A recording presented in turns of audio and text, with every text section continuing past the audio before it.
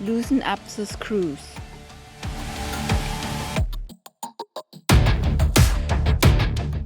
Adjust the clamping block. No cranking involved.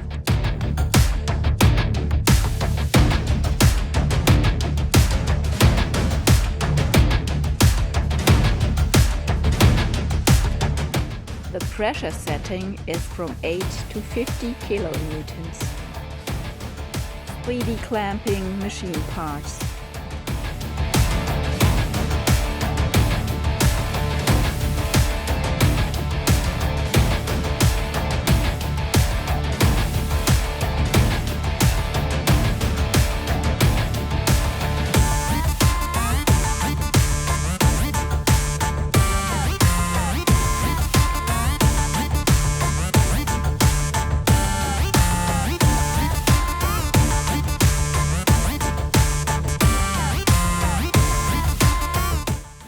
Matched with a 8 kilonewtons clamping force, a 50 kilonewtons.